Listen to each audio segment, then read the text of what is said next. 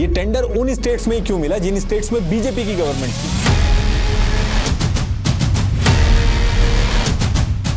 7 करोड़ का रेवेन्यू करने वाली एडिक्विटी आज 135 करोड़ पे बैठी है। पता चला कि ये तो बीजेपी एमएलए संजीव कुशवाहा का एनजीओ इस एनआरआई कॉलेज को चला रहा था। एडिक्विटी एनटीए का टेंडर हारी, टेंडर कैंसिल। एमपी का टेंडर हारी, टेंडर कैंसिल। एसएससी का टेंडर हारी, वो भी टेंडर कैंसिल। टेंडर हारते ही टेंडर कैंसिल हुए, रूल चेंज हुए, दोबारा टेंडर आया और फिर टेंडर जीता गया। गलती से जब जॉब पोस्टिंग में वेंसिस्को और इनोवेटिव व्यू का नाम पकड़ा गया, टेक्निकल राउंड में जिस एरिया में टीसीएस स्ट्रांग था उसके मार्क्स कम किए गए और एडिक्विटी के ये अमीर का बच्चा नहीं है कि सेंटर पे 500 का नोट निकालेगा और बर्गर खरीद के खा लेगा। देखिए, आगे बढ़ने से पहले मैं एक कॉमन कंसर्न के बारे में डिस्कस करना चाहूंगा। इंडिया की जियोग्राफिकल पोजीशनिंग की वजह से डार्क स्पॉट, पिगमेंटेशन और टैनिंग होना एक कॉमन स्किन कंसर्न है और हम इंडियंस की स्किन मेलानिन रिच होती है। मेलानिन एक पिगमेंट सेल है जो हमारे स्किन टोन को डिफाइन करता है। ये हमारी स्किन को यूवी रेडिएशन से प्रोटेक्ट करता है, लेकिन अगर ये ओवर प्रोड्यूस हो तो पिगमेंटेशन भी हो सकती है। इंटेंस यूवी एक्सपोजर और बढ़ते हुए एयर पोल्यूशन की वजह से हमारे स्किन का मेलानिन प्रोडक्शन बढ़ रहा है और कोलाजन डिक्रीज हो रहा है। इस वजह से स्किन टेक्सचर और कॉम्प्लेक्शन अनइवन होते जा रहे हैं और पिगमेंट स्पॉट एक कॉमन स्किन कंसर्न बन चुका है। और जब बात आती है स्किन को ट्रीट करने की, तो आप ट्रस्ट कर सकते हैं derma touch bright and even skin tone face wash को, जिसमें है नियासिनामाइड जो कि स्किन ब्राइटनिंग में हेल्प करता है, कोजिक एसिड जो प्रिवेंट करता है dark spot and uneven skin tone, and vitamin E to protect and nourish the skin. Doctors recommended India pharmacy का ये ब्रांड डर्मा टच बनाता है क्वालिटी प्रोडक्ट्स सभी स्किन कंसर्न्स के लिए। 4 स्टार रेटेड ये फेस वॉश का स्टार्टिंग प्राइस है सिर्फ 149 रुपीज, जो कि पॉकेट फ्रेंडली है। ये अवेलेबल है इनकी वेबसाइट dermatouch.com और Amazon, फ्लिपकार्ट, ब्लिंकिट जैसे सभी प्लेटफॉर्म पे और आपके नियरेस्ट फार्मेसी पे भी। तो टॉपिक पे वापस आते हैं। देखिए, आजादी से पहले ब्रिटिश गवर्नमेंट में जो हायर पोजीशंस के लिए हायरिंग्स होती थी, उसके लिए अलग से कमीशन था, फेडरल पब्लिक सर्विस कमीशन यानी कि एफपीएससी। ये गवर्नमेंट जॉब्स के एग्जाम्स करा के हायरिंग कराती थी। लेकिन दिक्कत इसमें यह थी कि रिक्रूटमेंट के टाइम पे इसमें रेशियल डिस्क्रिमिनेशन होता था, पॉलिटिकल इंटरफेरेंस होता था, सिफारिशें लगती थी। ब्रिटिशर्स को अगर कोई क्रिटिसाइज कर दे तो उसको नहीं रखा जाता था। अब इसके बाद जब हमारा देश आजाद हुआ तो डिस्कशन उठा कि जो पहले एग्जाम का सिस्टम था वो अनफेयर था और इंडिया को अगर आगे बढ़ना है तो ब्यूरोक्रेसी के अंदर पॉलिटिकल इंटरफेरेंस नहीं होना चाहिए, वरना जो पार्टी जीत के पावर में आएगी वो अपने फायदे के हिसाब से रिक्रूटमेंट कराएगी। इन्हीं सारी चीजों को देखते हुए ईयर 1950 में जब हमारा कॉन्स्टिट्यूशन बना तो ब्रिटिश राज के इस पुराने फेडरल पब्लिक सर्विस कमीशन को चेंज करके union public service commission UPSC कर दिया गया और यूपीएससी को कॉन्स्टिट्यूशनल स्टेटस आर्टिकल 315 टू 323 में डाला गया। और ऐसा करने से हुआ ये कि यूपीएससी की पावर, उसका रोल, उसमें जो मेजर चेंजेस होंगे वो ऐसे ही अपने हिसाब से चेंज नहीं हो पाएंगे, बल्कि उसके लिए आर्टिकल 368 के तहत पार्लियामेंट्री कॉन्स्टिट्यूशनल अमेंडमेंट करना होगा। अब इससे फायदा यह हुआ कि जो टॉप लेवल की गवर्नमेंट जॉब्स थी जैसे आईएएस, आईपीएस, आईआरएस, इनके लिए एक सेंट्रलाइज रिक्रूटमेंट बॉडी बन गई। अब ये तो बन गई, लेकिन इनके नीचे जो सब ऑर्डिनेट लेवल का जो काम होता था जैसे data operator, stenographers, inspectors, clerks, इनकी भर्ती के लिए कोई सेंट्रलाइज बॉडी नहीं बनाई गई। और जब इसमें ऐसा कुछ नहीं किया गया तो इसकी वजह से हुआ ये कि इन सब ऑर्डिनेट लेवल की जॉब्स के लिए गवर्नमेंट का हर डिपार्टमेंट और स्टेट जो थी वो अपनी जरूरत के हिसाब से अलग अलग वैकेंसी निकालने लगे। सारे डिपार्टमेंट अपना अलग सिलेबस, अलग एग्जाम, अलग इंटरव्यू करा के हायरिंग करते थे। और ऐसा करने से दिक्कत ये हुई कि सेम एजुकेशन लेवल की जॉब्स के लिए स्टूडेंट्स को बार बार अलग फॉर्म भरना पड़ता था, अलग एग्जाम देना पड़ता था और इस वजह से स्टूडेंट्स का पैसा और टाइम तो बर्बाद होता ही था, गवर्नमेंट के रिसोर्सेज भी एक ही काम के लिए बार बार खराब होते थे। और 4 नवंबर 1975 को सब ऑर्डिनेट सर्विसेज कमीशन एसएससी बनाई गई, जिसका नाम आगे चल के ईयर 1977 में स्टाफ सिलेक्शन कमीशन कर दिया गया।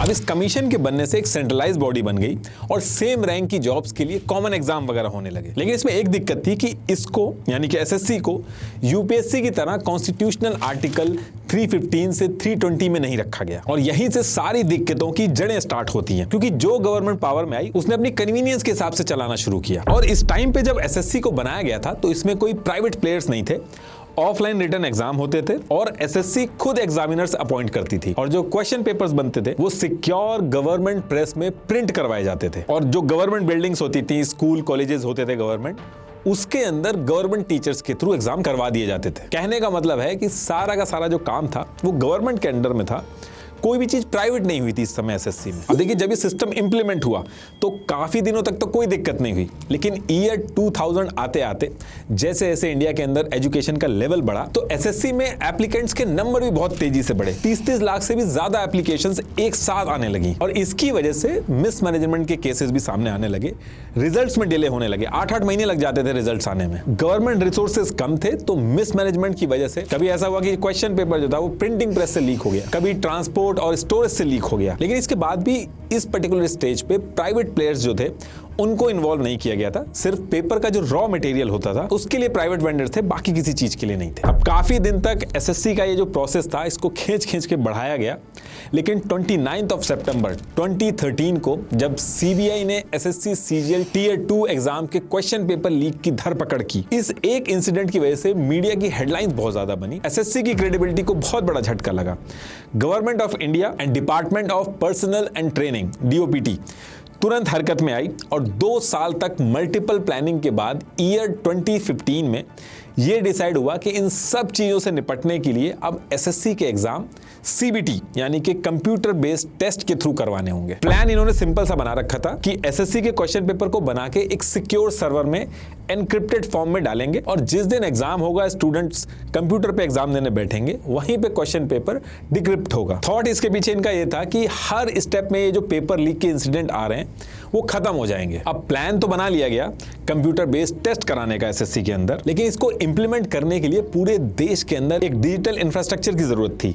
कंप्यूटर लैब्स चाहिए थी ताकि इन लैब्स के कंप्यूटर का यूज करके स्टूडेंट्स एग्जाम दे सकें।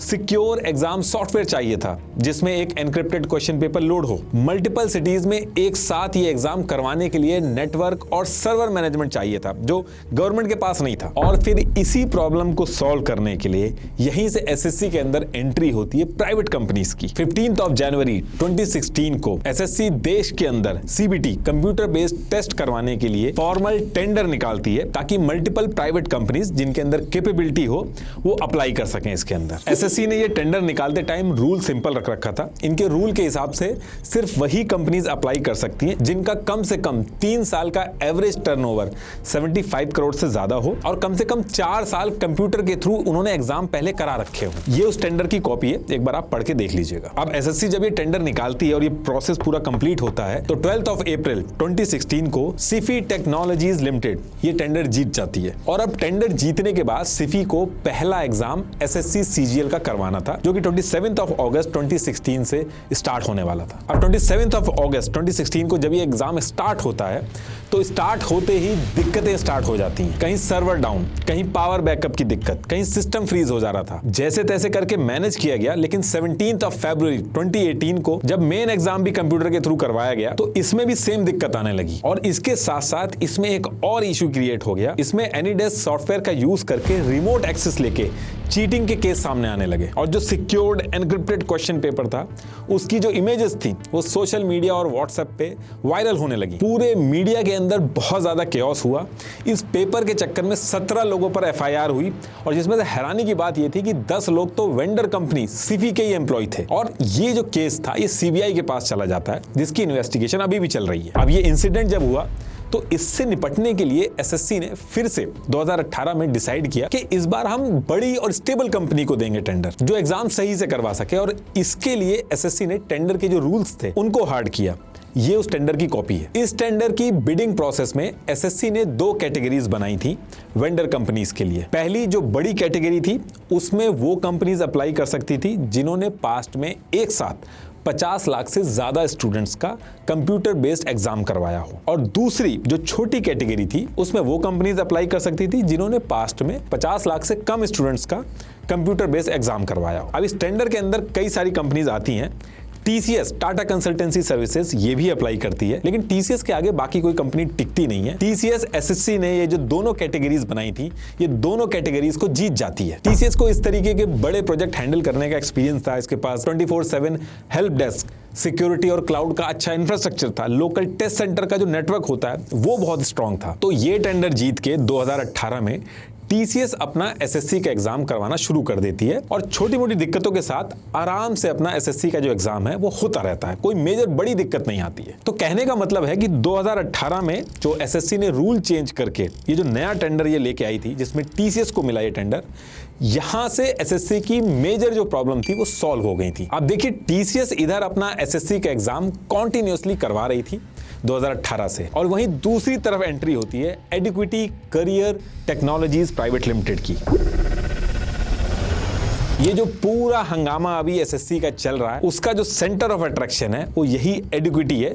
कैसे है और क्यों इतनी बात हो रही है इसके बारे में, वो अभी आपको थोड़ी देर में पता चल जाएगा। ये जो एडिक्विटी कंपनी है, ये ईयर 2000 में जब रजिस्टर्ड हुई थी, तो उसके बाद से ही छोटे छोटे प्रोजेक्ट लेके अपना कंप्यूटर के एग्जाम करवाती थी। एक एग्जाम इसने सऊदी में भी करवाया था। लेकिन एडिक्विटी का असली गेम चेंज हुआ कंपनी रजिस्टर्ड होने के 10 साल बाद, यानी कि ईयर 2010 में, जब गुजरात की बीजेपी गवर्नमेंट ने गुजरात स्टेट के जो एंट्रेंस एग्जाम होते जीसेट, उसके एग्जाम कराने वाली कंपनी मेरिट ट्रैक को हटा के एडिक्विटी को ले आई। यहाँ पे थोड़े बहुत क्वेश्चन उठे कि मेरिट ट्रैक सही से एग्जाम करवा रही थी, लेकिन ये चीज बताई गई कि एडिक्विटी ने कम पैसे में ये चीज कराई, तो गुजरात गवर्नमेंट ने एडिक्विटी को ये प्रोजेक्ट दे दिया। और गुजरात गवर्नमेंट का ये प्रोजेक्ट मिलने के बाद एडिक्विटी के एग्जाम कराने की जो फ्रीक्वेंसी है वो बढ़ जाती है।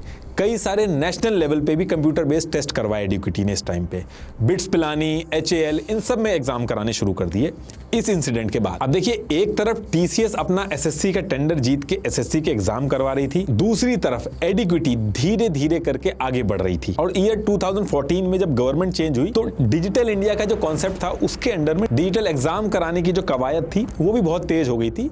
तो कंप्यूटर बेस्ड एग्जाम कराने वाली जो कंपनियां थी वो बहुत तेजी से बढ़ रही थी। अब इसके बाद ईयर स्टार्ट होता है 2020, और इस ईयर में directorate general of training DGT, ये इंडिया के अंदर गवर्नमेंट के जो स्किल डेवलपमेंट वाले एग्जाम्स होते हैं वो करवाती है, और इसके एग्जाम को भी कंप्यूटर बेस्ड कर दिया था। तो DGT इसके लिए 2020 में टेंडर निकालती है, और TCS जो ऑलरेडी 2018 में टेंडर जीत के एसएससी के एग्जाम संभाल रही थी, और दूसरी तरफ एडिक्विटी छोटे छोटे एग्जाम करवा के आगे बढ़ रही थी।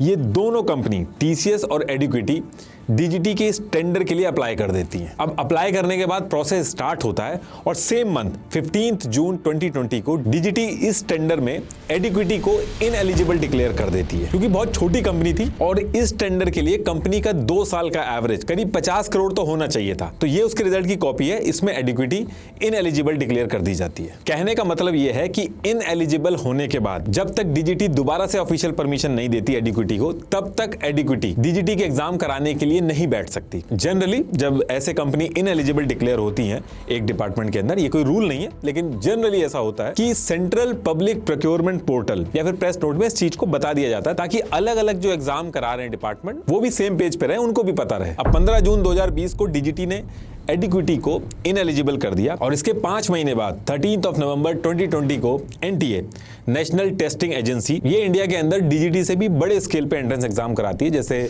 JEE मेन, नीट, CMAT, ये सारे एग्जाम करवाती है। NTA ने भी इस दिन अपने एग्जाम करवाने के लिए टेंडर निकाला, ये उसकी कॉपी है। अब जब ये टेंडर निकलता है तो एडिक्विटी जो DGT से ऑलरेडी इनएलिजिबल हो चुकी थी, वो 7 दिसंबर 2020 को NTA के इस टेंडर में अप्लाई कर देती है। अब NTA का ये जो टेंडर निकला था, इसमें TCS जैसे बड़े बड़े जाइंट भी थे, उन्होंने भी अप्लाई कर रखा था। तो इसमें आप कहोगे कि एडिक्विटी जो ऑलरेडी एक स्मॉल स्केल एग्जाम करवाने वाली DGT के टेंडर में इनएलिजिबल हो गई, तो वो इतने बड़े स्केल के NTA के टेंडर में क्या ही कर पाएगी। तो देखिए, ये इतना सिंपल नहीं है। अभी ये एडिक्विटी आगे चल के बहुत बड़ी बड़ी चीजें करेगी, बस थोड़ा सा वेट करिएगा। तो देखिए, NTA ने ये जो टेंडर निकाला था, ये उस टेंडर की कॉपी है। इसमें 2 राउंड होने थे, टेक्निकल और फाइनेंशियल। अब जब कंपनीज का असेसमेंट स्टार्ट होता है इस टेंडर के लिए, तो एडिक्विटी के टेक्निकल पैरामीटर लो थे, तो ये मिनिमम रिक्वायरमेंट का जो क्राइटेरिया था वो पूरा नहीं कर पाई थी। तो NTA ने इस टेंडर के पहले ही राउंड में एडिक्विटी को रिजेक्ट कर दिया। ये उस दिन की टेक्निकल स्कोरिंग की कॉपी है, और ये उस दिन के रिजल्ट की कॉपी है। अब जब एडिक्विटी बाहर हो गई,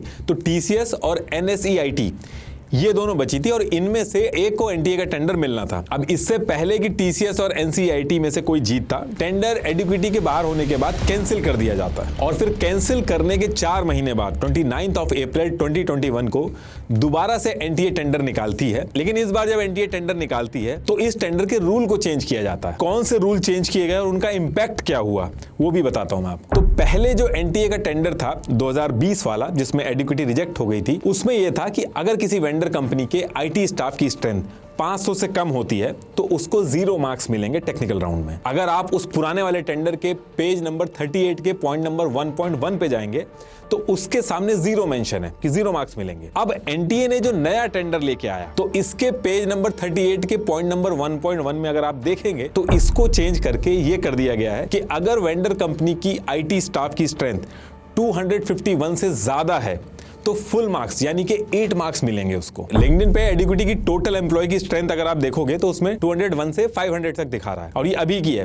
कई ऑडिटिंग वेबसाइट भी हैं, उन्होंने 7 अप्रैल 2024 तक की एडिक्विटी की एम्प्लॉय स्ट्रेंथ 496 दिखाई है, यानी कि 500 से कम एम्प्लॉय थे एडिक्विटी के पास। और ये मैं 2024 का डेटा दिखा रहा हूँ, 2020 में तो इससे और भी कम होंगे। तो अब ऐसा करने से जहां पुराने टेंडर में एडिक्विटी को 0 मिल रहे थे, अब 8 मार्क्स मिल गए। पुराना वाला जो एनटीए का टेंडर था उसमें लास्ट 3 ईयर का एवरेज टर्नओवर मिनिमम 50 करोड़ से ज्यादा होना चाहिए था, जो एडिक्विटी का नहीं था। एडिक्विटी के लास्ट 3 ईयर का एवरेज 34.27 करोड़ था। ये एडिक्विटी की फाइनेंशियल रिपोर्ट की कॉपी है, आप इसको पॉज करके देख सकते हैं और ये सारे जितने डॉक्यूमेंट है सब मैंने डिस्क्रिप्शन में लगा दिया, आप वहां पे भी जाके पढ़ सकते हैं। तो ये जो पुराने टेंडर में रूल था, एनटीए जब नया टेंडर लेके आया तो इसने इस 50 करोड़ वाले रूल को कम करके 10 करोड़ कर दिया। इस चीज का भी फायदा एडिक्विटी को मिला। अब टीसीएस जो थी उसका तो ऑलरेडी 50 करोड़ से ऊपर था तो उसको तो कोई फर्क नहीं पड़ा, लेकिन एडिक्विटी को हर एक रूल पे बहुत ज्यादा एडवांटेज मिल रहा था।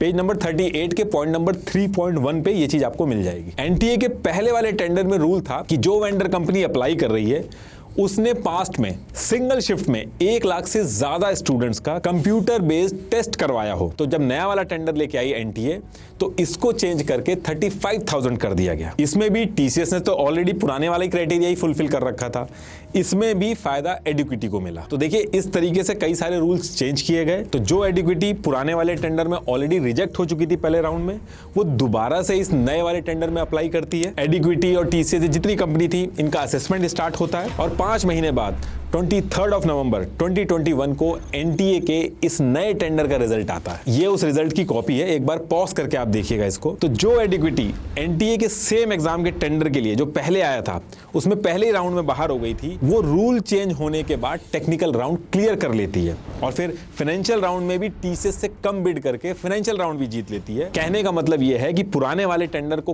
कैंसिल करके रूल चेंज करके जो एनटीए नया टेंडर लेके आई थी उसमें एडिक्विटी टीसीएस जैसे जाइंट को हरा के ये पूरा का पूरा टेंडर जीत जाती है। अब इस पे क्वेश्चंस भी हुए कि डीजीटी जो कि बहुत ही स्मॉल स्केल एग्जाम कराती है उसमें एडिक्विटी इनएलिजिबल डिक्लेयर की गई, लेकिन एनटीए जो कि लार्ज स्केल एग्जाम कराती है उसमें टीसीएस जैसी कंपनी को हरा के टेंडर जीत जाती है। और टेंडर जीतने के बाद ये उस एमओयू की कॉपी है जो एडिक्विटी और एनटीए ने साइन किया था। अभी तो टेंडर की बात हो गई, लेकिन इस टेंडर को जीतने के बाद आगे जब एडिक्विटी ने एनटीए के एग्जाम कराना स्टार्ट किए तो उसमें दिक्कत स्टार्ट हो गई। एग्जाम सेंटर्स पे टेक्निकल ग्लिचेस हुए। चौकसी कॉलेज बिलासपुर में जो था उसके एग्जाम सेंटर में तो 50% क्वेश्चन जो थे वो लोड ही नहीं हो पा रहे थे। रांची के कॉलेज में सर्वर डाउन की वजह से सेकंड शिफ्ट पूरा का पूरा कैंसिल करना पड़ गया। एडमिट कार्ड में एग्जाम का एड्रेस पाकिस्तान के बॉर्डर पट्टी मेंशन था और एडवांस इंफॉर्मेशन स्लिप में कुछ और एड्रेस मेंशन था। इस पूरे एग्जाम को इस तरीके से कराया कि सिचुएशन ये हो गई कि स्टूडेंट को सुप्रीम कोर्ट में जाना पड़ा। फिर सुप्रीम कोर्ट ने कुछ बच्चों के लिए री एग्जाम के ऑर्डर दिए, लेकिन बाकी जो बच्चे बचे थे उनके री एग्जाम नहीं हो पाए। कई सारे प्रोटेस्ट वगैरह हुए लेकिन कुछ नहीं हो पाया। और देखिए बात यहीं पे नहीं खत्म हुई। मध्य प्रदेश के अंदर एक गवर्नमेंट एजेंसी है MPPEB, इसको पहले व्यापम भी बोलते थे और फिर अभी आज की डेट में अगर आप देखोगे तो MPESB बोलते हैं इसको। ये एमपी के अंदर एंट्रेंस और रिक्रूटमेंट के एग्जाम करवाती है। ये जो आप MP पटवारी, MP टेट, इन एग्जाम्स के जो नाम सुनते हो ये MPESB ही करवाती है मध्य प्रदेश के अंदर। तो जब एनटीए का टेंडर निकला था तो उसी के आसपास मध्य प्रदेश के अंदर भी MPESB ने एग्जाम कराने के लिए एक नया टेंडर निकाला था और प्राइवेट कंपनीज थी उनको इन्वाइट किया था कि आप आके एग्जाम कराने के लिए बिडिंग करिए। और इस टेंडर में भी एडिक्विटी अप्लाई करती है। एडिक्विटी के साथ एक और कंपनी थी NSEIT, इसने भी अप्लाई किया। यहां भी वही सेम चीज, पहले टेक्निकल राउंड शुरू होता है और जब टेक्निकल राउंड हो जाता है तो सेम मंथ में उसका रिजल्ट आता है। ये उस रिजल्ट की कॉपी है। इस रिजल्ट को अगर आप देखोगे तो ये जो कॉलम है इसमें NSE-IT के मार्क्स लिखे हुए हैं और इसके इधर इस तरफ आप देखोगे तो एडिक्विटी के मार्क्स लिखे हुए हैं। अब इस रिजल्ट की कॉपी के अंदर पेज नंबर 4 के A6 वाले सेगमेंट को देखिए आप, जो ये CMMI सर्टिफिकेशन वाला सेगमेंट है।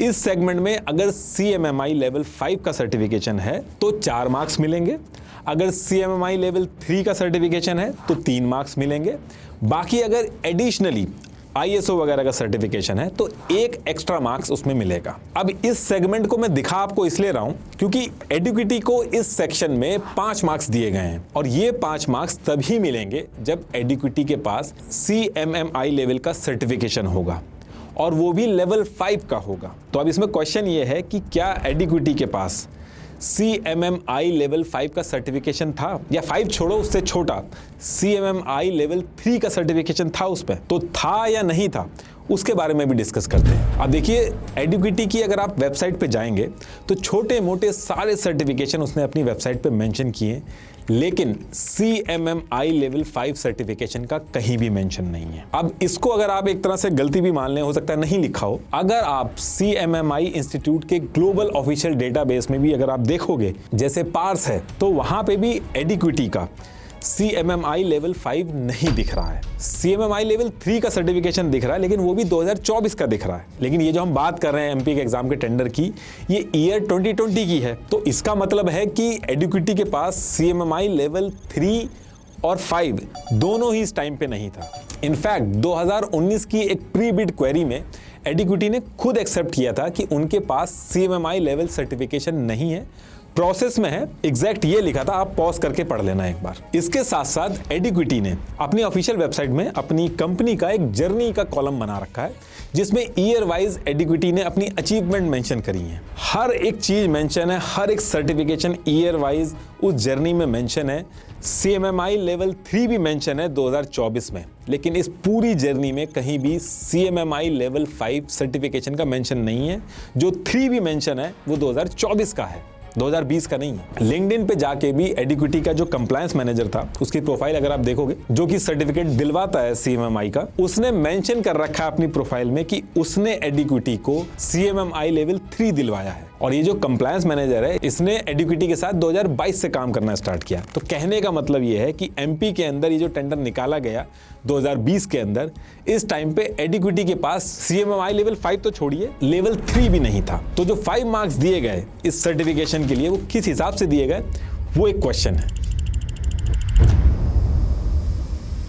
तो देखिए MP का ये जो टेंडर निकाला गया था, इसकी जब सारी कैलकुलेशन हुई और जो फाइनल रिजल्ट आया उसमें NCEIT को 97 मिले, एडिक्विटी को 83 मिले, और फाइनेंशियल राउंड वगैरह सब होने के बाद सितंबर 2020 को जब रिजल्ट आता है तो एडिक्विटी हार जाती है और NSE-IT जीत जाता है। और ये जो टेंडर NSE-IT जीता था 16 दिसंबर 2021 को कैंसिल कर दिया जाता है और फिर 1 साल तक कोई एग्जाम के लिए टेंडर नहीं निकाला जाता है और फिर 2022 में दोबारा से टेंडर निकाला जाता है और फिर से असेसमेंट होता है और एडिक्विटी जीत जाती है। तो क्या टेक्निकल स्कोरिंग हुई, क्या फाइनेंशियल बिड में क्या प्रोसेस हुआ, ये सारी चीजें वेबसाइट से मिसिंग है। लेकिन एडिक्विटी MP के अंदर भी इस टेंडर को जीत जाता है और इस टेंडर को जीतने के बाद MP के अंदर एडिक्विटी को ये जो MP टेट, MP पटवारी, इसके जो एग्जाम होते हैं ये करवाने थे। और फिर 5 मार्च 2022 की डेट आती है और इस दिन एडिक्विटी को MP टेट के एग्जाम करवाने थे और जैसे एग्जाम होते हैं फिर से कंट्रोवर्सी स्टार्ट हो जाती है क्योंकि एडिक्विटी ने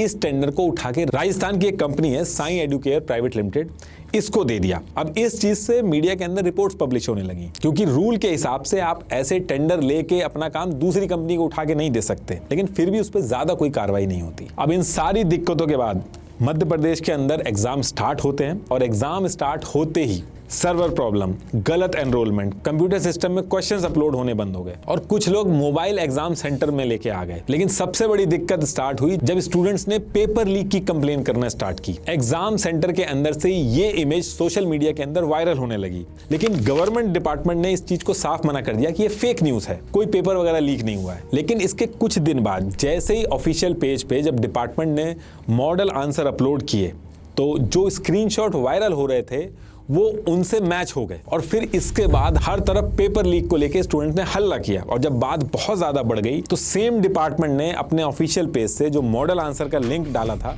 उसको हटा दिया। Across the country, thousands of SSC aspirants are protesting today, demanding fair exams and objecting to exam centers set at extremely far locations, causing hardship. इसको लेके भी स्टूडेंट्स, पेरेंट्स, टीचर्स ने बहुत सारे प्रोटेस्ट किए, लेकिन कुछ नहीं हुआ। उल्टा अगले साल ईयर 2023 में एमपी पटवारी के एग्जाम होने थे, उसका काम भी एडिक्विटी के पास ही रहा। और जब एमपी पटवारी का भी एग्जाम करवाया गया, इसमें भी सेम वही टेक्निकल प्रॉब्लम एग्जाम सेंटर पे स्टार्ट हो गई। स्टूडेंट्स ने बैक टू बैक कंप्लेन करना स्टार्ट किया कि एग्जाम सेंटर से अनऑथराइज्ड कंप्यूटर से एक्सेस करवा के चीटिंग हो रही है। दूसरी चीज स्टूडेंट्स ने ये बोली कि ये जो कास्ट सर्टिफिकेट और हैंडीकैप सर्टिफिकेट का कोटा है, इसका भी मिसयूज हो रहा है इस पूरे एग्जाम के अंदर। लेकिन अभी भी इस पे कुछ होता नहीं है। दिक्कत असली स्टार्ट होती है जब रिजल्ट आता है, क्योंकि जब रिजल्ट आया तो ग्वालियर के अंदर जो एनआरआई कॉलेज है, अकेले उसी कॉलेज से 114 स्टूडेंट सेलेक्ट हो गए, और जो टॉप 10 स्टूडेंट्स थे, उन टॉप 10 में से 7 बच्चे सेम इसी एनआरआई कॉलेज से थे, और उनके रोल नंबर भी सेम रेंज में थे। और मीडिया वालों ने भी क्या किया, जिन बच्चों ने टॉप किया था उनसे उन्हीं के सिलेबस से रिलेटेड क्वेश्चन पूछे, तो वो बेसिक क्वेश्चन का भी आंसर नहीं दे पाए। और इस रिजल्ट के आने के बाद एनआरआई कॉलेज का नाम बहुत ज्यादा उछलने लगा।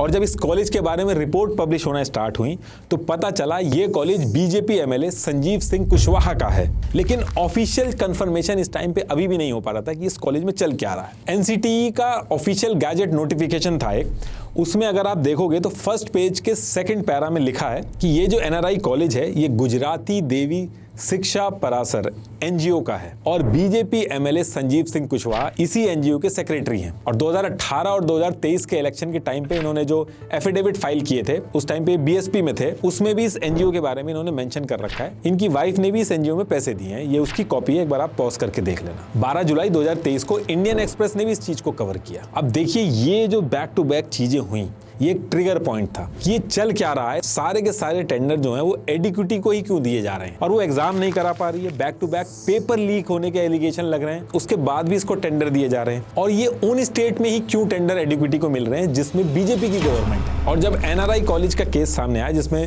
बीजेपी का एमएलए था, तो ये चीज और ज्यादा वायरल होने लगी। तो इसको लेके और ज्यादा हल्ला होने लगा कि एडिक्विटी जो 2010 में भी बहुत छोटी सी थी, तब भी गुजरात की बीजेपी गवर्नमेंट ने ही इसको मौका दिया था।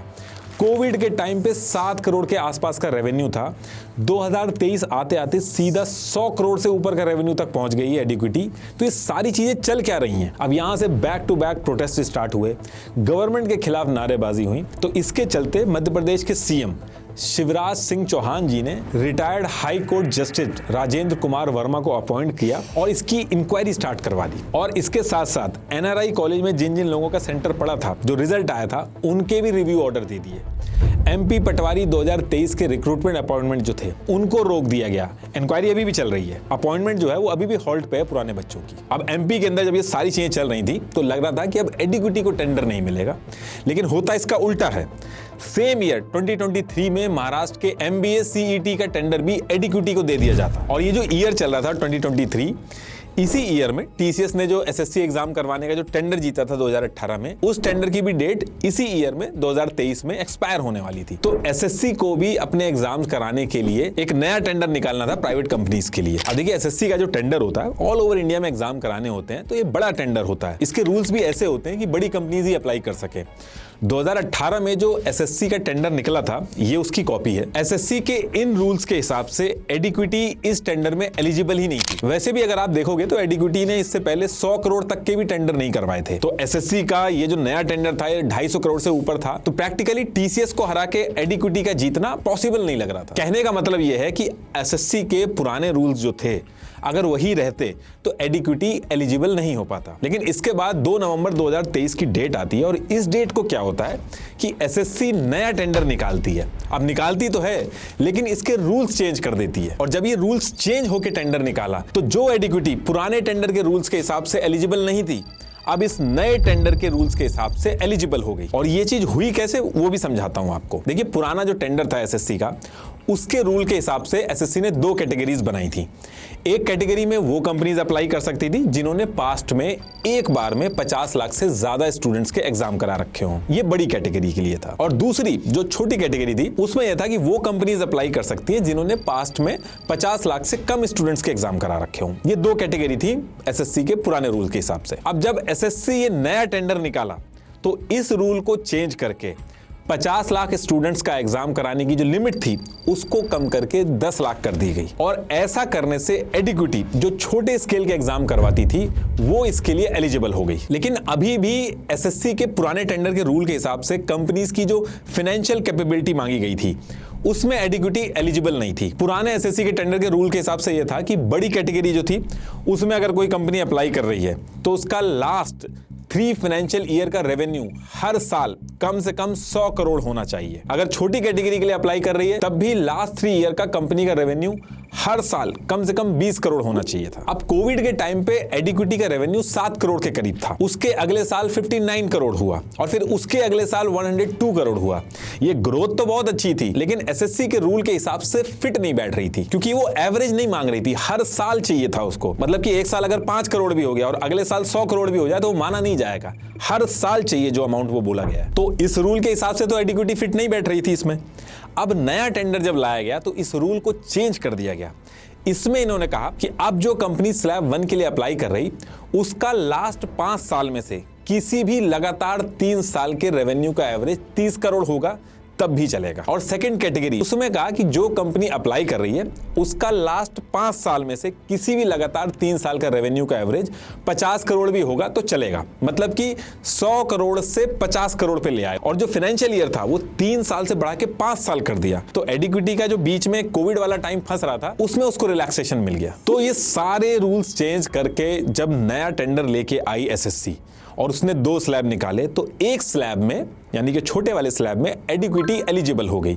बाकी जो दूसरी कैटेगरी थी उसमें तो टीसीएस अकेली खड़ी थी, कोई कंपटीशन ही नहीं था। लेकिन एडिक्विटी का लक इतना अच्छा था कि अभी एक कैटेगरी में एलिजिबल होने के बाद भी ये टीसीएस को दोनों कैटेगरी में हराएगी। अभी आगे वो भी बताऊंगा कैसे। तो ये सारी चीजें करके रूल चेंज करके एसएससी ने 2 नवंबर 2023 को टेंडर निकाला और 17 से 30 नवंबर 2023 की जो डेट थी उसको फिक्स कर दिया गया कि इस टाइम पे कंपनीज आएंगी और प्रोसेस कराएंगी अपना टेंडर का। लेकिन बीच में क्या होता है कि ये जो डेट दी गई थी इसको चेंज करके एक्सटेंड कर दिया गया और 15 दिसंबर 2023 कर दिया गया। और इस डेट को एक्सटेंड करने से जस्ट एक हफ्ते पहले 1 दिसंबर 2023 और 7 दिसंबर 2023 को फिर से कुछ रूल्स चेंज किए गए। उनका एडवांटेज भी एडिक्विटी को मिला। पुराने एसएससी के टेंडर में स्ट्रिक्ट रूल था कि कोई कंपनी हमसे टेंडर जीत के ऐसा नहीं कर सकती कि अपने नीचे किसी और को काम दे दे। जो इशू एमपी टेट के एग्जाम में आया था, एडिक्विटी ने जो अपना काम साई एडुकेट से करवाया था, इसको लेकर बहुत हल्ला हो गया था। तो ये जो एसएससी का नया टेंडर लाया गया इसमें सब कॉन्ट्रैक्टिंग का जो पुराना रूल था इसको हटाया नहीं गया, इसके आगे एक लाइन ऐड कर दी गई, एंसिलरी सर्विसेज, यानी कि सपोर्टिंग काम करवाया जा सकता है। और इसके साथ साथ एक सेक्शन में नेटवर्किंग एंड हार्डवेयर सपोर्ट भी अलाउ कर दिया गया। अब ये दोनों चीज करने से जो सब कॉन्ट्रैक्टिंग का गेम था ये ओपन एंडेड हो गया, क्योंकि ये लाइंस तो ऐड कर दी गई एंसिलरी सर्विसेज सपोर्टिंग रोल के लिए, लेकिन इसमें क्लैरिटी नहीं दी गई। क्योंकि जब एक कंपनी कंप्यूटर बेस्ड एग्जाम करवा रही होगी तो कौन सा काम एंसिलरी सर्विसेज यानी सपोर्टिंग काम माना जाएगा और कौन सा काम मेन कोर काम माना जाएगा एसएससी का। अब इस चीज से टीसीएस को तो डिसएडवांटेज हुआ, क्योंकि टीसीएस के पास तो ज्यादा स्ट्रॉन्ग खुद का नेटवर्क ऑलरेडी था, लेकिन जो स्मॉल स्केल कंपनीज थी उनको एडवांटेज हुआ। उनके पास जो स्ट्रॉन्ग नेटवर्क नहीं था तो उससे उनको एक एडवांटेज मिला कि सपोर्टिंग क्लॉज के अंदर वो अपना काम किसी और को भी दे सकते हैं, सपोर्टिंग का काम दिखा के। तो वो अपना सपोर्टिंग काम भी किसी और से करवा सकते हैं। अब ये कोर काम में कंसीडर होगा या सपोर्टिंग काम में कंसीडर होगा, ये आप पता लगाते रहिए। अब इसके साथ एक चीज और की गई, एसएससी के पुराने टेक्निकल स्कोरिंग जो होती थी उसमें अगर कंपनी के पास सीएमएमआई सर्टिफिकेशन डेवलपमेंट और सर्विस दोनों में अगर है तो उसके 10 नंबर मिलते थे। अब टीसीएस के पास तो दोनों सर्टिफिकेट थे, तो टीसीएस को तो हर बार 10 में से 10 मिल जाते थे, एडवांटेज होता था टीसीएस को, और स्मॉल स्केल कंपनी जो थी उनको डिसएडवांटेज होता था। इनफैक्ट एडिक्विटी की जो सीएमआई सर्टिफिकेशन की कहानी है वो मैं ऑलरेडी आपको बता ही चुका हूं कि उसको पहली चीज तो 2024 में मिला था, दूसरा सर्विस में मिला था, डेवलपमेंट में नहीं मिला था। तो कहने का मतलब यह है कि ये बहुत ही इंपॉर्टेंट पार्ट था टेंडर जीतने के लिए। अब इस रूल को चेंज कर दिया गया, पहले रूल ये था, अगर किसी कंपनी के पास CMMI सर्टिफिकेशन डेवलपमेंट और सर्विस दोनों में होगा तो उसको 10 मार्क्स मिल जाएंगे। लेकिन इस रूल को चेंज करके कहा गया कि अब अगर किसी कंपनी के पास CMMI सर्टिफिकेशन डेवलपमेंट में होगा तो उसको 5 मार्क्स मिलेंगे, यानी कि 5 मार्क्स कम कर दिए गए। और इसका डिसएडवांटेज एक तरह से TCS को ही हुआ, क्योंकि TCS ही अकेली कंपनी थी जिसके पास दोनों सर्टिफिकेशन थे, और बाकी जो कंपनीज थी उनके पास तो कोई सर्टिफिकेशन था ही नहीं, तो मार्क्स किस बात के कम होते। तो देखिए, ये जो दोबारा जो चेंजेस किए गए, ये बिडिंग से जस्ट 1 वीक पहले किए गए, और फिर इसके बाद 15 दिसंबर 2023 की डेट आती है। इस दिन TCS, एडिक्विटी, एपटेक और एडुटेस्ट ये टेंडर के लिए अप्लाई कर देते हैं, और इसके 3 दिन बाद 18 दिसंबर 2023 को इन कंपनीज को SSC के ऑफिस के रूम नंबर 704 में 3 बजे इनको बुला के टेक्निकल असेसमेंट स्टार्ट किया जाता है। और जब 18 दिसंबर 2023 को टेक्निकल असेसमेंट हो जाता है इन सारी कंपनीज का, तो इसके अगले 3 महीने तक वेट करने के बाद 2 मार्च 2024 को इस टेक्निकल असेसमेंट का रिजल्ट पब्लिक किया जाता है। ये उस रिजल्ट की कॉपी है। अब यहां पे एक चीज का आप ध्यान रखिएगा, ये जो रिजल्ट है ये टेक्निकल असेसमेंट का रिजल्ट है। फाइनेंशियल असेसमेंट अभी पेंडिंग है, जिसकी बिडिंग अभी होनी थी। ये जो पूरा टेक्निकल असेसमेंट हुआ था इन कंपनीज का, ये टोटल 100 मार्क्स का था, जिसमें से 70 मार्क्स कंपनी की टेक्निकल कैपेबिलिटी के थे, 20 मार्क्स सॉफ्टवेयर का डेमो देना था उसके थे, और 10 मार्क्स प्रेजेंटेशन के थे। ऐसे करके टोटल 100 मार्क्स में से स्कोरिंग होनी थी। अब ये उस रिजल्ट की कॉपी है जहां पे स्कोरिंग हुई है। अब इसको अगर आप ध्यान से देखेंगे तो एडुटेस्ट और एपटेक ये तो पहले ही राउंड में बाहर हो जाती हैं, क्योंकि बेसिक सर्टिफिकेशन वगैरह नहीं थे इनके पास। इसके बाद 20 नंबर जो सॉफ्टवेयर डेमो के लिए था, उसमें से TCS को 18.22 मिले, एडिक्विटी को 16.88 मिले, और 70 मार्क्स जो टेक्निकल कैपेबिलिटी के थे उसमें भी TCS आगे निकल गया। 70 में से 66 TCS को मिले और एडिक्विटी को 70 में से 62 मिले। और ये वाला जो सेगमेंट था, इसकी स्कोरिंग करने के बाद SSC की कमेटी ने TCS और एडिक्विटी के बारे में कमेंट भी किया। तो इसमें इन्होंने अलग से एक चीज लिखी हुई है कि TCS का आर्किटेक्चर सबसे बेस्ट था, और एडिक्विटी के लिए लिखा है इनके सिस्टम में एन्क्रिप्शन वगैरह की जो बात की है वो तो ठीक है, लेकिन दिक्कत ये है कि इनका सिस्टम विंडोज पे चल रहा है, और विंडोज को सिक्योर करने में एग्जाम सेंटर की क्लाइंट मशीन को दिक्कत आएगी। एग्जैक्टली यही चीज आगे चल के स्टूडेंट्स ने कंप्लेन भी की कि ये दिक्कतें आ रही थी। अब इसके बाद 10 नंबर जो प्रेजेंटेशन के थे उसमें भी TCS आगे था, उसको 10 में से 10 मिले, एडिक्विटी को 10 में से 9 मिले। फाइनल टेक्निकल स्कोर में TCS को 100 में से 94.22 मिले, और एडिक्विटी को 100 में से 87.88 मिले। तो कहने का मतलब है कि इस टेक्निकल राउंड में TCS एडिक्विटी को हरा देता है। TCS के 94.22 थे, एडिक्विटी के 87.88 थे, 6.34 मार्क्स का डिफरेंस था। और जो दूसरी कैटेगरी थी वो मैंने आपको पहले ही बताया था, उसमें अकेली TCS थी, तो TCS उसमें भी जीत गई थी। तो SSC के इस टेक्निकल असेसमेंट में, चाहे वो स्लैब 1 हो चाहे स्लैब 2 हो, रूल चेंज होने के बाद भी TCS इस टेक्निकल असेसमेंट को जीत जाती है। अब 2 मार्च 2024 को जब ये रिजल्ट आया टेक्निकल राउंड का, TCS इस राउंड को जीत के अपना फाइनेंशियल राउंड का वेट कर रही थी। नेक्स्ट मंथ जो अप्रैल का महीना था उसमें भी फाइनेंशियल राउंड नहीं होता। और ये जो अप्रैल का मंथ था 2024 वाला, इसमें एक और इंटरेस्टिंग चीज होती है। इस मंथ में एडिक्विटी को CMMI सर्टिफिकेशन इन सर्विस मिल जाता है, डेवलपमेंट का नहीं, एग्जैक्टली सर्विस का, जो SSC ने टेंडर में चेंज करके डेवलपमेंट को सर्विस किया था, एग्जैक्टली वही मिला। तो अब ये सारी चीजें होने के बाद फाइनेंशियल राउंड का वेट हो रहा था, टेक्निकल असेसमेंट ऑलरेडी हो ही चुका था, TCS दोनों राउंड में जीत चुका था। तो जब ये वेट चल रहा था तो जुलाई 2024 में पता चलता है कि इस पूरे टेंडर को कैंसिल कर दिया गया। ये उस कैंसिलेशन की कॉपी है। अब देखिए जो सारी चीजें हो रही हैं, ये जो पैटर्न जब लोगों ने देखा तो उस पर क्वेश्चन किया। इससे पहले NTA का टेंडर जब एडिक्विटी हारा वो कैंसिल हुआ, फिर रूल चेंज करके दोबारा टेंडर लाया गया, और फिर एडिक्विटी जीत गया उस टेंडर को।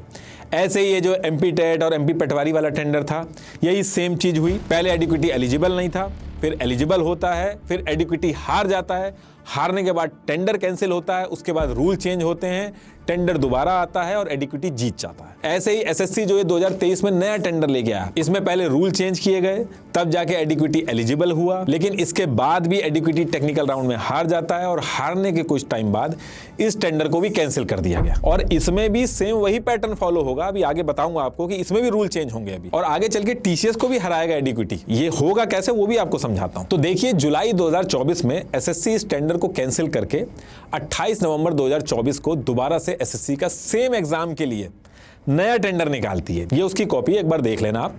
इन सब की कॉपी मैंने डिस्क्रिप्शन में लगा रखी है, एक बार आप डिटेल में जरूर पढ़िएगा। अब जब एसएससी के इस टेंडर को दोबारा लाया गया तो इसमें कुछ चेंजेस फिर से किए गए। अगर आपको याद हो, इससे पहले वाले टेंडर में एडिक्विटी एक स्लैब में क्वालिफाई कर पाई थी, जिसमें 5 साल का एवरेज 30 करोड़ था। एक स्लैब में क्वालिफाई कर पाई थी, दूसरे स्लैब में क्वालिफाई नहीं कर पाई थी। दूसरे स्लैब में टीसीएस अकेली थी।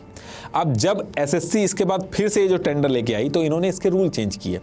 इन्होंने कहा कि अब 2 अलग से कैटेगरी नहीं होंगी, दोनों को मिला के इन्होंने एक कैटेगरी बना दी। और उसमें कहा कि लास्ट 5 फाइनेंशियल ईयर में से कोई भी रैंडम 3 साल का एवरेज टर्नओवर 30 करोड़ होगा तो कंपनी एलिजिबल हो जाएगी। अब कोई कैटेगरी 1 कैटेगरी 2 नहीं होगी। तो जो पहले एडिक्विटी सिर्फ एक कैटेगरी में क्वालिफाई कर पाई थी, अब उसका चक्कर ही खत्म हो गया था।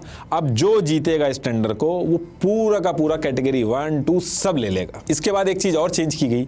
पहले रूल था कि वेंडर कंपनी अगर टेंडर में अप्लाई करना है तो गवर्नमेंट एजेंसी से सर्टिफिकेशन लाना होगा कि वो कहीं से ब्लैक लिस्ट नहीं है। इस रूल को भी चेंज करके ये किया गया कि अब सर्टिफिकेशन की जरूरत नहीं है कि आप ब्लैक लिस्ट हो के नहीं। अगर वेंडर कंपनी की ऑथराइज सिग्नेटरी वो खुद से एक सेल्फ डिक्लेरेशन दे देगी तो उसको ब्लैक लिस्ट नहीं माना जाएगा। ये जो सेल्फ डिक्लेरेशन होगा इसी को हम प्रूफ मान लें। अब देखिए, पुराने टेक्निकल राउंड में एडिक्विटी और टीसीएस के टेक्निकल स्कोर में 6.34 का डिफरेंस था, लेकिन इस नए वाले टेंडर में ये जो गैप था 6.34 मार्क्स का, ये काफी हद तक खत्म हुआ। पुराने टेंडर में अगर कंपनी के पास खुद का डेटा सेंटर और डिजास्टर रिकवरी होता था तो उसके 7 मार्क्स मिलते थे, लेकिन नए वाले टेंडर में इसको 2 सेगमेंट में डिवाइड करके 10 पॉइंट्स कर दिए गए और ओनरशिप क्लॉज जो था उसको हटा दिया। मतलब कि अब अगर रेंटेड भी होगा तो चलेगा। अब टीसीएस के पास तो अपना खुद का था तो उसको पूरे नंबर मिलते थे, लेकिन जब ये चेंज हुआ तो एडिक्विटी जैसी स्मॉल स्केल कंपनीज को भी बेनिफिट हुआ। पुराने टेंडर में टीसीएस को प्रेजेंटेशन में 10 में से 10 मिले थे, एडिक्विटी पीछे था। तो इस नए टेंडर में पूरे प्रेजेंटेशन के जो पॉइंट थे उनको कम करके 5 नंबर कर दिए गए। और ये जो 1 साल से ये पूरा टेंडर होल्ड पे था एसएससी का, तो इस पूरे फाइनेंशियल ईयर में एडिक्विटी 4 में से 3 बड़े गवर्नमेंट प्रोजेक्ट मिले थे इसको। इसके चक्कर में इसका जो एनुअल टर्नओवर है 134.73 करोड़ हो गया, जो कोविड में 7 करोड़ पे था। बहुत बड़ी ग्रोथ हुई एडिक्विटी की। तो इसके चक्कर में 100 करोड़ से ऊपर का एवरेज चला गया एडिक्विटी का, और एवरेज अगर 100 करोड़ से ऊपर होता है तो मार्क्स ज्यादा मिलते हैं, तो इसका बेनिफिट भी हुआ इसको। तो देखिए, इतनी लंबी कहानी की बजाय अगर मैं आपको शॉर्ट में बताऊं तो जो रूल्स चेंज हुए वो इस तरह से चेंज हुए, जो एरिया टीसीएस के लिए प्लस थे उनके मार्क्स या तो कम किए गए या हटा दिए गए, और जो एरिया एडिक्विटी को हेल्प कर सकते थे जैसे रीसेंट टर्नओवर, रेंटेड इंफ्रा, इनका वेटेज बढ़ा दिया गया। तो जो 6.34 मार्क्स का जो डिफरेंस था वो कम हो गया। और इसके साथ 1-2 चीजें और की गई जिसमें एडिक्विटी को एडवांटेज हुआ। एसएससी का एक मॉडल था QCBS model, quality and cost based selection model. इसको एसएससी अपने टेंडर में यूज करता था ताकि जो वेंडर एसएससी के एग्जाम करवाने के टेंडर भरने आए उसको सिर्फ पैसों के बेस पे ना सेलेक्ट किया जाए, बल्कि उसकी टेक्निकल कैपेबिलिटी को ज्यादा इंपॉर्टेंस मिले, क्योंकि तभी एसएससी के बच्चों के एग्जाम सही से हो पाएंगे। तो एसएससी के इस मॉडल के रूल के हिसाब से यह था कि टेक्निकल राउंड के जो मार्क्स होते थे उसको 70% वेटेज दी जाती थी, और फाइनेंशियल राउंड के जो मार्क्स होते थे उसको 30% वेटेज दी जाती थी, और उसके बाद फिर फाइनल स्कोर बनता था। लेकिन इस नए टेंडर में इस 70 to 30% वाला जो QCBS मॉडल था इसको चेंज करके 65 to 35% वाले मॉडल में कन्वर्ट कर दिया। मतलब कि अब नए टेंडर में टेक्निकल राउंड का वेटेज 70% से घटाकर 65% हो गया, और फाइनेंशियल राउंड का जो वेटेज था वो 30% से बढ़ा के 35% कर दिया गया। इससे हुआ ये कि एक कंपनी की एग्जाम करने की कैपेबिलिटी को कम करके वो बिडिंग में कितने कम पैसे में एग्जाम कराएगी उसको इंपॉर्टेंस दे दी गई, और ये चीज एडिक्विटी के लिए गेम चेंजर साबित हुई। और ये जब सारे चेंज हो गए तो इसी साल 19 फरवरी 2025 को एसएससी के हेडक्वार्टर रूम नंबर 414 में सारी वेंडर कंपनीज आई। टेक्निकल राउंड हुआ इनका। इस टेक्निकल राउंड में किसके किस सेगमेंट में कितने मार्क्स थे ये पब्लिक ही नहीं किए गए। पुराने टेंडर में जो मार्क्स दिए गए थे उनकी डिटेल्स हैं कि किसको कितने नंबर मिले, कैसे मिले, लेकिन नए वाले के टेक्निकल राउंड में एक्चुअल में हुआ क्या वो नहीं पता चला। अगर आप गवर्नमेंट वेबसाइट के टेक्निकल समरी वाले सेक्शन में जाओगे तो पुराना टेक्निकल असेसमेंट की डिटेल्स तो मिल जाएंगी, लेकिन नया यहां से हटा दिया गया। बस जिस कमेटी ने टेक्निकल असेसमेंट कराया था उनके नाम मेंशन है, जो कि पुरानी वाली टीम से अलग नाम है। तो इसलिए इस नए एसएससी के टेंडर में टेक्निकल राउंड में किसको कितने मिले ये पता ही नहीं चल पाया। और जो आप अभी हाल फिलहाल में सुन रहे होंगे कि टीसीएस को टेक्निकल में इतने मिले, एडुकेटी को इतने मिले, वो पुराने मार्क्स है। गलती से लोग नए टेंडर को समझ के मेंशन कर रहे हैं। तो इसके टेक्निकल राउंड में क्या हुआ, कितने मार्क्स मिले, इसकी डिटेल्स कहीं भी नहीं है ऑनलाइन। लेकिन इस राउंड होने के बाद नेक्स्ट डे 20 फरवरी 2025 को फाइनेंशियल राउंड करवाया जाता है। ये उसकी कॉपी है। तो इस फाइनेंशियल राउंड में टीसीएस ने 311 रुपीज पर स्टूडेंट बिड किया, एनएससीआईटी ने 289 रुपीज पर स्टूडेंट बिड किया, लेकिन एडुकेटी ने सरप्राइजिंगली बहुत ही कम 171 रुपीज पर स्टूडेंट बिड कर दी। तो टेक्निकल राउंड के बाद एग्जैक्टली उसमें किसके कितने नंबर आए ये तो पब्लिक नहीं किया गया।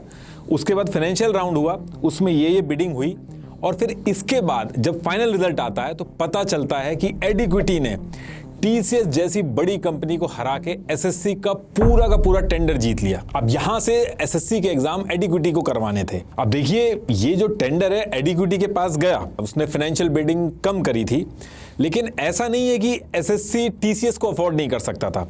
एसएससी जो है वो एप्लीकेशन फी, आंसर की चैलेंज फी, एप्लीकेशन करेक्शन फी, इन सब से तो कमाता है, और ये पैसा बैंक में डिपॉजिट करके जो इंटरेस्ट आता है उससे भी कमाता है। ऊपर से एसएससी को हर साल अलग से बजट भी एलोकेट किया जाता है, जो कि यूनियन बजट के अंदर डीओपीटी के थ्रू दिया जाता है। इसी साल की बात करें तो 515.15 करोड़ दिया गया था। इससे पहले वाले में 584.92 करोड़ दिया गया था, और उससे भी पहले 426.72 करोड़ दिया गया था। कहने का मतलब है कि बजट की कमी नहीं थी, उसके बाद भी एडुकेटी को दिया गया। एसएससी ने इस टेंडर को टीसीएस की बजाय एडुकेटी को देने से हर साल 224 करोड़ का फायदा बनाया। ये टेंडर 6 साल का है तो 1340 करोड़ का फायदा होगा। और एडुकेटी जो ईयर 2000 में रजिस्टर्ड हुई थी उसको 135 करोड़ के एनुअल रेवेन्यू पे पहुंचने में 24 साल लग गए थे, और इस एक टेंडर के मिलते ही 273 करोड़ रेवेन्यू पर ईयर होगा। वो भी एडुकेटी को इतना बड़ा प्रोजेक्ट मिला, इससे पहले एडुकेटी ने 100 करोड़ तक का प्रोजेक्ट नहीं हैंडल किया था। खुद तो एसएससी ने टीसीएस को टेंडर ना देके पैसे बचाए, लेकिन स्टूडेंट से जो एप्लीकेशन के पैसे थे वो कम नहीं किए, उनसे सेम पैसे लिए गए। चाहे एप्लीकेशन फीस हो, चाहे क्वेश्चन करेक्शन के लिए जो अप्लाई करते हैं उसकी फीस हो, सब सेम रखी गई। कहने का मतलब है कि अपने पैसे तो बचाए, लेकिन स्टूडेंट के पैसे कम नहीं किए गए। स्टूडेंट ने सेम पैसा देके लो क्वालिटी सर्विस ली। अब देखिए एसएससी ने इस टेंडर को 171 रुपीज पर स्टूडेंट लेके एडुकेटी को तो दे दिया, लेकिन एडुकेटी को इन कम पैसों में पैन इंडिया में लार्ज स्केल के एग्जाम भी करवाने थे अभी, और एडुकेटी के पास टीसीएस के लेवल का इंफ्रा नहीं था। तो ये एग्जाम कराना एडुकेटी के लिए भी बहुत आसान नहीं था। अगर पुराना रूल होता तो उसमें साफ मेंशन था सब कॉन्ट्रैक्टिंग या अपना काम किसी और से कराना अलाउड नहीं है। लेकिन मैंने जैसे बताया था कि जब नया टेंडर लाया गया तो उसमें सब कॉन्ट्रैक्टिंग के साथ एक लाइन ऐड कर दी गई थी, एंसिलरी सर्विसेज, नेटवर्किंग और हार्डवेयर सपोर्ट, मतलब कि सपोर्टिंग काम करा जा सकता है। और ये करने से हुआ क्या वो भी समझाता हूं। ये दिखने में बहुत सिंपल लग रहा है, लेकिन ऐसा करने से एक कंफ्यूजन क्रिएट हो गया। एसएससी के टेंडर में ऑन पेपर तो ये दिख रहा है कि सब कॉन्ट्रैक्टिंग नहीं करा सकता एडुकेटी, लेकिन अगर एडुकेटी अपना काम दूसरी कंपनी से करवाने लग जाए तो उसका आप कुछ कर नहीं सकते, उसको आप कोर्ट में नहीं ले जा सकते, क्योंकि कोई बाउंड्रीज सेट नहीं की गई कि एग्जाम कराने के लिए एंसिलरी सर्विसेज और सपोर्टिंग काम कौन सा है और मेन काम कौन सा है और मेन कोर काम कौन सा है, और इसका फायदा एडुकेटी को हुआ। ऐसा मैं क्यों कह रहा हूं वो भी बताता हूं आपको। अब फरवरी 2025 का एसएससी का टेंडर जीतने के बाद एडुकेटी को इसी साल 24 जुलाई 2025 से लेके 1 अगस्त 2025 के बीच में पूरे इंडिया के अंदर एसएससी का सिलेक्शन पोस्ट फेज 13 के एग्जाम करवाने थे। अब देखिए जब ये एग्जाम की डेट आई तो उससे जस्ट 1 महीने पहले लिंक्डइन पे कुछ अलग नाम की कंपनियों ने कंप्यूटर बेस्ड एग्जाम में जो इक्विपमेंट चाहिए होते हैं उससे रिलेटेड पोस्ट डालने चालू कर दिए। अब वो पोस्ट डालने में कोई दिक्कत नहीं है, उसमें वो एसएससी और एडुकेटी को टैग भी कर रहे थे। तो ऐसे ही एक कंपनी थी वामिका कंसल्टेंसी सर्विसेज, इसने लिंक्डइन पे पोस्ट डाला जिसमें सिक्योरिटी की यूनिफॉर्म का सैंपल था, और एक दूसरा पोस्ट डाला जिसमें सिग्नल जैमर के लिए ये लोग पोस्ट डाल रहे थे। अब इस पोस्ट में कोई दिक्कत नहीं थी, लेकिन इस पोस्ट में इन्होंने एडुकेटी के साथ 2 और कंपनी, एक वेंसिस्को और दूसरी इनोवेटिव व्यू को टैग कर दिया। अब देखिए एसएससी को टैग किया, एडुकेटी को टैग किया, वो समझ में आ रहा है कि एसएससी का टेंडर है, एडुकेटी करवा रहा है। लेकिन ये जो वेंसिस्को और इनोवेटिव व्यू को टैग किया गया ये कोई छोटी मोटी कंपनी नहीं है, ये बड़ी कंपनीज है। इनोवेटिव व्यू ने तो आईपीओ भी फाइल कर रखा है। तो अब यहां से क्वेश्चन ये उठता है कि इन दोनों कंपनीज का रोल क्या है एसएससी के एग्जाम में एडुकेटी के साथ। वो सपोर्टिंग काम कराने में इन्वॉल्व है, क्योंकि इतनी बड़ी कंपनी है, ऐसा कौन सा सपोर्टिंग काम करवा रहे हैं, या फिर पास्ट में जैसे साई एडुकेयर ने एडुकेटी का पूरा काम उठा रखा था, कहीं वो सिचुएशन तो नहीं है। तो देखिए ये जो इनोवेटिव व्यू कंपनी है, इसका एक DRHP डॉक्यूमेंट ओपन सोर्स में अवेलेबल है। ये एक ऑफिशियल पब्लिक डॉक्यूमेंट होता है जो IPO से पहले सेबी को सबमिट करते हैं। इस डॉक्यूमेंट में इनोवेटिव व्यू ने एडुकेटी को अपना क्लाइंट दिखा रखा है कि ये इनको IT का इंफ्रास्ट्रक्चर प्रोवाइड कराता है। अब जब एक कंपनी DRHP के डॉक्यूमेंट में एडुकेटी को अपना क्लाइंट दिखा रही है, तो यहां से SSC टेंडर इवैल्यूएशन कमेटी को देखना चाहिए कि एडुकेटी की डिपेंडेंसी इनोवेटिव व्यू जैसी कंपनीज पे कितनी है। पता चले SSC से एडुकेटी ने टेंडर उठाया और ग्राउंड पे अपना पूरा IT इंफ्रास्ट्रक्चर इनोवेटिव व्यू लगा के एग्जाम करा रही है। ये सिचुएशन भी हो सकती है, और ये सारी चीजें मैं बोल इसलिए रहा हूं, वो भी बताता हूं आपको। जब SSC का एग्जाम होना था, जो कि एडुकेटी को करवाना था, उससे 7 दिन पहले एडुकेटी को तो छोड़ो, जिसको एग्जाम कराना वो तो नहीं पोस्ट कर रहा है, उसकी बजाय 7 दिन पहले बैंगलोर के अंदर जो लोकल फेसबुक ग्रुप्स थे और जो कंसल्टिंग कंपनीज थी जो हायरिंग वगैरह करती थी, उनमें से कई कंसल्टिंग कंपनीज ने कंप्यूटर बेस्ड एग्जाम से रिलेटेड हायरिंग करने के लिए पोस्ट करने लगी, और ये बहुत ज्यादा पोस्ट हो रहे थे एग्जाम से जस्ट पहले। इन्हीं सारे पोस्ट में से एक कंसल्टिंग कंपनी ने गलती की। गलती मैं इसलिए बोल रहा हूं क्योंकि जनरली जब सब कॉन्ट्रैक्टिंग छुपानी होती है तो कंसल्टिंग कंपनीज को इंस्ट्रक्शन होते हैं कि एंड क्लाइंट का नाम आप अपने रोल्स एंड रिस्पॉन्सिबिलिटी में नहीं मेंशन करते हैं। तो ये जो कंसल्टिंग कंपनी थी, इसने नाम मेंशन किया। तो एक कंसल्टिंग कंपनी ने ये गलती की, उसने CCTV ऑपरेटर की जॉब पोस्ट की बेंगलोर के फेसबुक जॉब ग्रुप में। इस जॉब पोस्ट को आप एक बार पॉज करके पढ़ना। इसमें इस कंसल्टिंग कंपनी ने डायरेक्ट एडुकेटी, इनोवेटिव व्यू और SSC का नाम मेंशन किया है। अब इसकी रिस्पॉन्सिबिलिटी एक बार आप पढ़िए। Coordination with innovative view execution team to ensure information is shared with SSC officials, serve as a primary liaison with SSC authorities, manage SSC related records, end-to-end project delivery plans, implement strategies to resolve SSC related escalations। देखिए ये कोई एडुकेटी का supporting काम नहीं है, ये SSC का core काम है जिसका टेंडर एडुकेटी को दिया गया है। SSC ने एडुकेटी का टेक्निकल असेसमेंट किया था, इनोवेटिव व्यू का नहीं किया था। तो इनोवेटिव व्यू का नाम क्यों पोस्टिंग्स में आ रहा है और डायरेक्टली नाम लिया जा रहा है इनोवेटिव व्यू का और SSC का? इनोवेटिव व्यू के कई सारे ऐसे एम्प्लॉइज हैं, अगर आप लिंक्डइन पे जाओगे उनकी प्रोफाइल चेक करोगे